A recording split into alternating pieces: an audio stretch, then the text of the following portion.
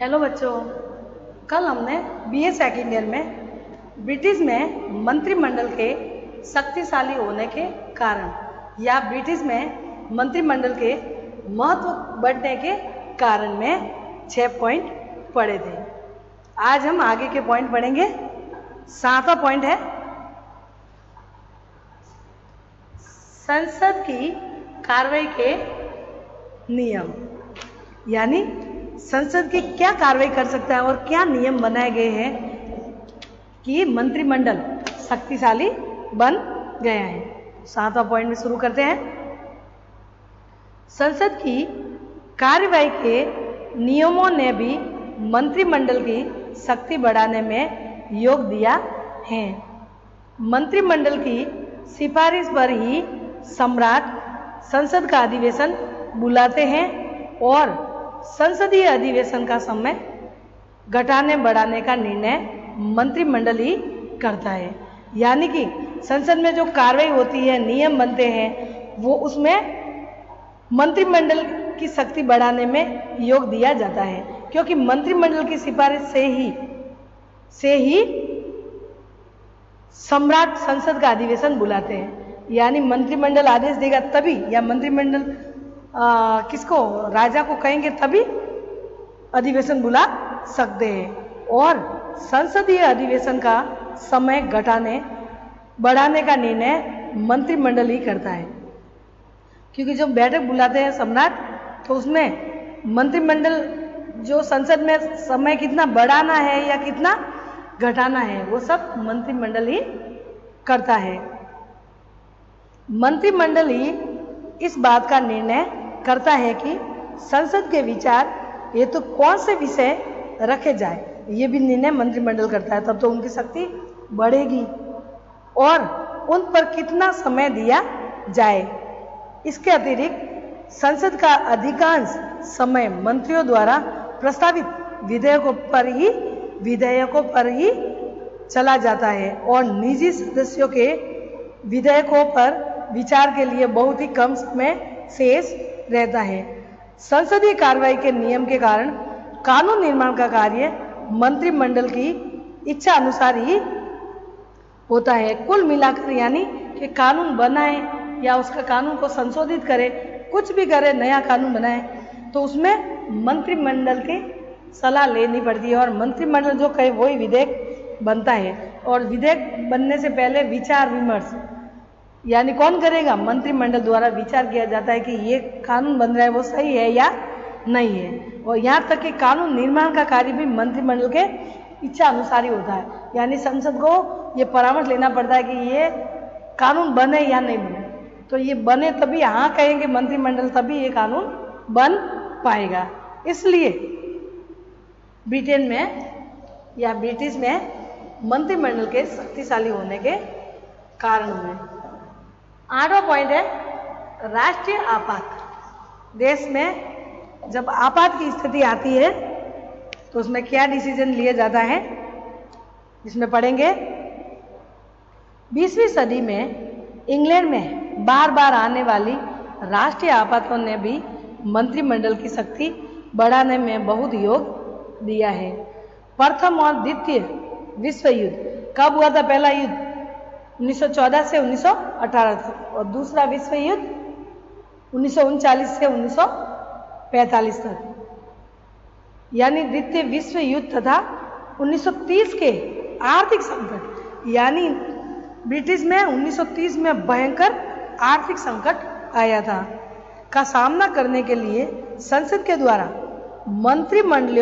मंत्रिमंडलों को बहुत अधिक व्यापक शक्तियां प्रदान कर दी गई और इन अवसरों पर ब्रिटिश मंत्रिमंडलों की स्थिति तानाशाही जैसी हो गई। राष्ट्रीय आपात की समाप्ति पर भी मंत्रिमंडल के हाथों में इन विशेष शक्तियों में से कुछ बनी रही। इसके अतिरिक्त मंत्रिमंडलों के द्वारा एक के बाद दूसरे राष्ट्रीय आपात का जिस सफलता के साथ सामना किया गया, उससे लोक सदन की तुलना में मंत्रिमंडल की प्रतिष्ठा और शक्ति में वृद्धि होगी। यानी जब 1930 में आर्थिक आपात लगा उसमें, तो सारे कार्यभार उसमें मंत्रिमंडल ने ही संभाला। लोक सदन या फिर संसद ने इसमें कुछ कार्य नहीं किया। तो ये उस समय उनके हाथों में ये शक्ति आने के बाद और आपात बढ़ती गई, और आपात की समाप्ति के बाद भी जो आपदा आई वो समाप्त हो गई, फिर भी मंत्रिमंडल की शक्ति अपने हाथों में ही रही। वो अपना कार्य देखने लगी कि बस ये कार्य हमारे पास ही है। तो जैसे जैसे आपात आने लगी, तो राष्ट्रीय आपात के जिस सफलता का सामना मंत्रिमंडलों ने किया, तो इनका सारे देश जनता ने बहुत ही तारीफ, बहुत ही बढ़ चढ़ के उनका सम्मान किया कि मंत्रिमंडल ने अच्छा कार्य किया। इस कारण सफलता का सामना होने के कारण लोक सदन की तुलना में मंत्रिमंडल की प्रतिष्ठा और शक्ति में वृद्धि हो गई। अब है 9वां पॉइंट है राष्ट्रीय वित्त पर मंत्रिमंडल का नियंत्रण।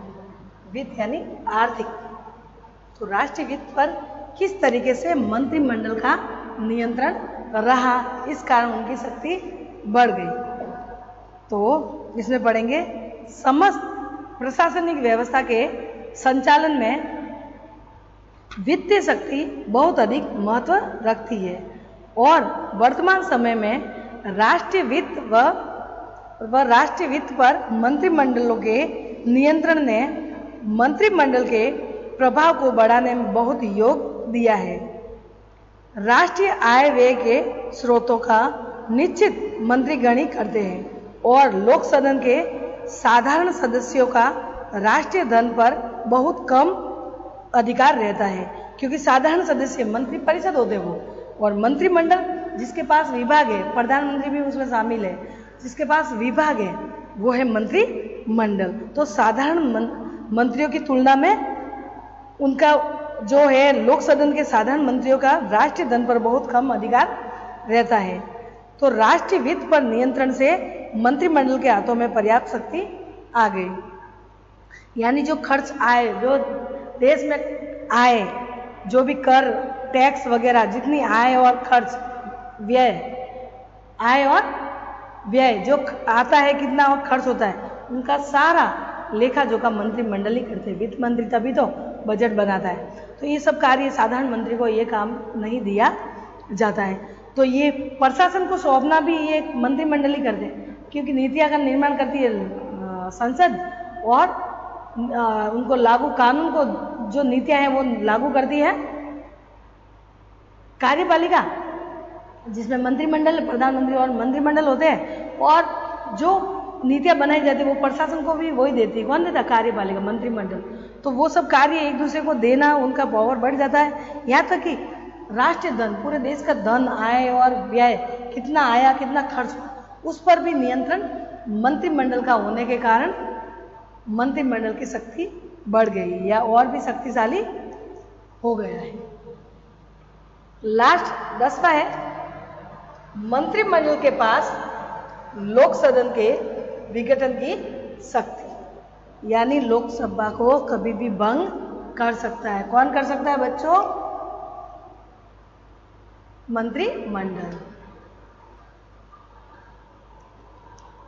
इसमें मंत्रिमंडल के पास लोक सदन के विघटन की शक्ति। लोक सदन पर मंत्रिमंडल का नियंत्रण स्थापित होने का एक बड़ा कारण मंत्रिमंडल के पास लोक सदन का विघटन करने की शक्ति है। वर्तमान समय में यदि कभी मंत्रिमंडल ये अनुभव करे कि उसकी नीति और कार्य को राष्ट्र का समर्थन प्राप्त है, लेकिन लोक सदन इससे पूरा करने के लिए आवश्यक समर्थन प्रदान नहीं कर रहा है, तो प्रधानमंत्री के द्वारा सम्राट को परामर्श देकर लोक सदन को विघटन करवा सकता है। यानी कि लोक सदन में जो मंत्रिमंडल, जो नियंत्रण उनका है, जो वर्तमान समय में यदि मंत्रिमंडल का अनुभव या उसकी नीति के कार्यों का राष्ट्र समर्थन करे, यानी पूरे देश की जनता समर्थन करे, और लोक सदन ये कार्य पूरा न कर सके, तो प्रधानमंत्री द्वारा सम्राट से परामर्श करके ये कह सकते हैं कि लोकसभा को विघटित कर दिया जाए। तो ये भी प्रधानमंत्री या मंत्रिमंडल ये सब मिलकर उनको विघटित भी कर सकते हैं। लोक सदन के विघटन के परिणाम स्वरूप सदन के सदस्यों को एक निश्चित समय के पूर्व ही चुनाव संबंधी कठिनाइयों का सामना करना पड़ता है। ये बात उनके लिए बहुत अधिक अरुचिकर होती है और वे इसमें बचने के लिए मंत्रिमंडल को अधिकाधिक समर्थन देने का मार्ग अपना लेते हैं। यानी कि उनको पता है कि अगर वो मंत्रिमंडल परामर्श लेकर सम्राट से और उनको विघटन कर सकते हैं, किसको, संसद को, तो इस कारण संसद मंत्रिमंडल से हमेशा हर बात के लिए या हर कार्य के लिए हमेशा समर्थन करती है, क्योंकि उनके खिलाफ गई संसद तो फिर बाद में वो भंग हो सकती है। इस प्रकार विघटन की शक्ति लोक सदन को अपने नियंत्रण में रखने का प्रभावशाली साधन सिद्ध हुआ। यानी इस विघटन के कारण मंत्रिमंडल और भी पावरफुल हो गई और उन पर नियंत्रण रखने की और भी उनके पास एक नई शक्ति आ गई। जेनिंग्स ने ठीक कहा है कि लोक सदन भयभीत रहता है कि कहीं सरकार पराजित न हो जाए और लोक सदन को विघटित न करवा दिया जाए। ये भय ही सरकार द्वारा बहुसंख्यक पर अपना नियंत्रण स्थापित करने में सर्वाधिक सहायक होता है। इसी प्रकार कीथ भी लिखते हैं कि मंत्रिमंडल ने अपनी इस शक्ति के आधार पर न केवल अपने राजनीतिक दल वरन विरोधी दल के सदस्यों का पर भी नियंत्रण स्थापित कर लिया गया है। इस प्रकार से ये मंत्रिमंडल इतने शक्तिशाली हो गए हैं।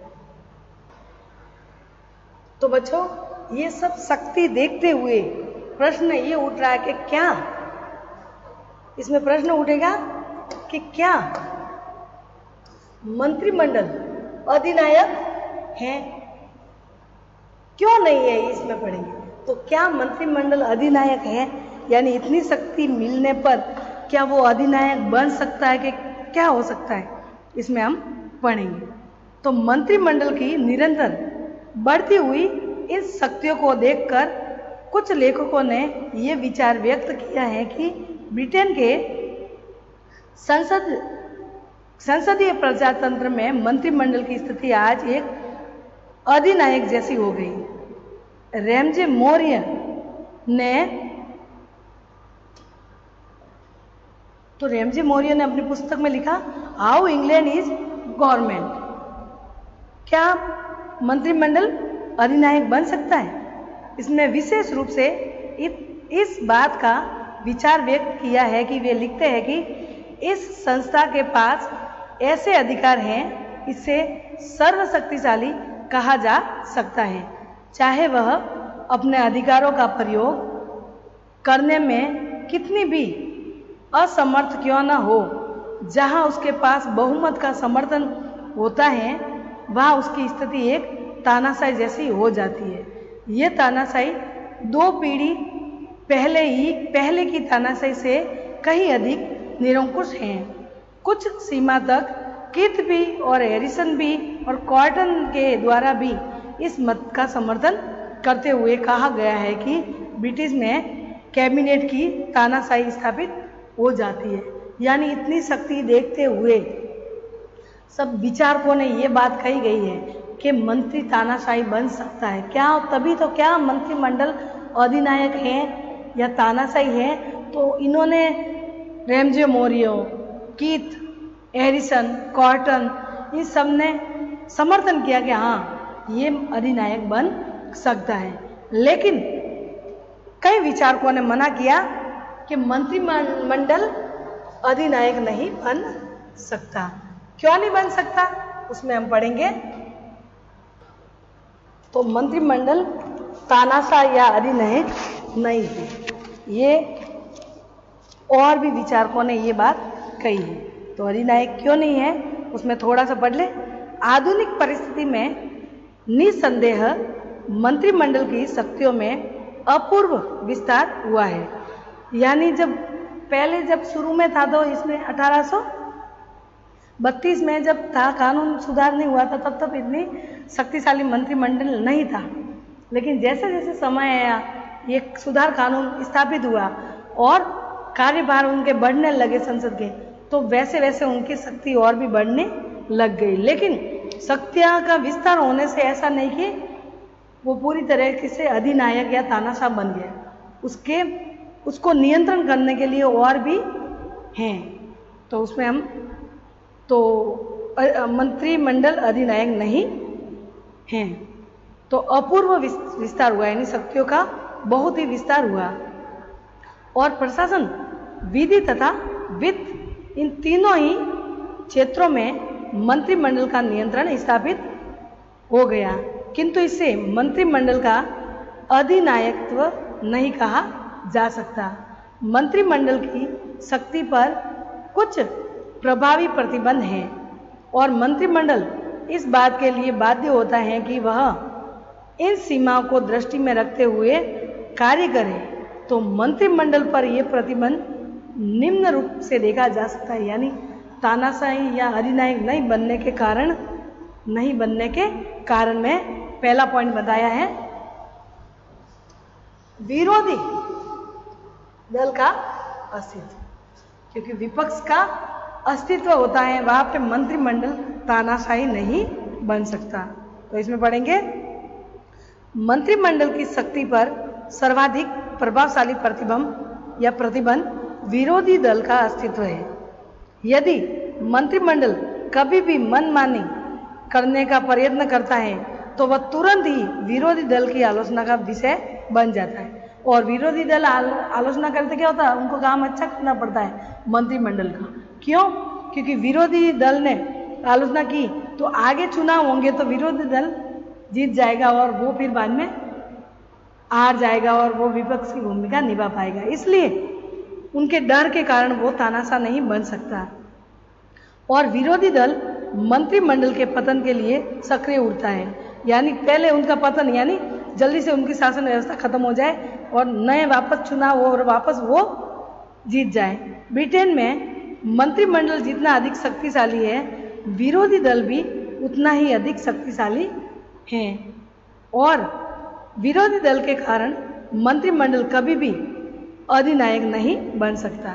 तो जेनिंग्स ने इसके बारे में कहा कि मंत्रिमंडल कभी तानाशाह या अधिनायक नहीं बन सकता, क्योंकि ब्रिटेन और अधिनायकवाद देशों में प्रमुख अंतर यह है कि ब्रिटेन में केवल एक ही दल नहीं है जो शक्ति या धोखे या सहमति अथवा अच्छे या बुरा उपायों के द्वारा सत्तारूढ़ बना रहना चाहता हो, बल्कि वह कम से कम दो दल है और प्रत्येक दल समझाने, बुझाने अथवा सहमति और समझौते के आधार पर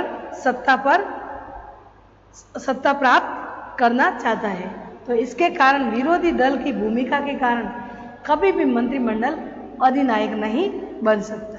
तो ये रैमजे मोरियो और एक कीथ और इन्होंने ये बात कही कि एडिसन कार्टर ने कहा कि ये मंत्रिमंडल तानाशाह बन सकता है, लेकिन ये संभव नहीं हो सकता क्योंकि मंत्रिमंडल पर भी नियंत्रण रहता है।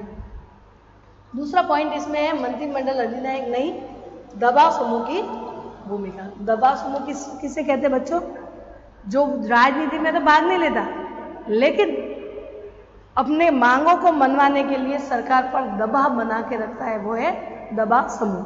जैसे किसान यूनियन, जो व्यापारी दल, ये जो दल पूरा मिलके वो अपने दबाव डाल देंगे, हम वोट नहीं देंगे, तो पूरा ज़्यादा बढ़ जाते हैं उनकी संख्या, इसलिए वो डर के मारे मंत्रिमंडल दबाव समूह की भूमिका के कारण अधिनायक या तानाशाह नहीं बन सकता। राजनीतिक दलों के अलावा दबाव समूह भी अब एक महत्वपूर्ण भूमिका अपनाते हैं। मजदूर संघ, परिवहन व रेल कर्मचारियों के संघ, वाणिज्य और उद्योग मंडल तथा इसी प्रकार के दबाव समूह अनेक मांगों और तकाजों को प्रकट करते हैं। सरकार चाहे मजदूर दल की हो या अनुदान दल की या व्यापार दल की हो, वह इन दबावों की समूह की भूमिका का विरोध करने का साहस नहीं कर सकती, क्योंकि सारे जो भी यूनियन बना हुआ है वो सारे व्यापारी दल, वही सारे, तो वो सब एक हो जाए और सरकार को गिरा सकती है और नई सरकार खड़ा कर सकती है, नई सरकार को जीता सकती है। इस कारण मंत्रिमंडल अधिनायक नहीं बन सकता। उसमें और भी पॉइंट हैं बच्चों, वो हम कल पढ़ेंगे। 5 पॉइंट हैं जो हम कल पढ़ेंगे। ठीक है बच्चों, बाय।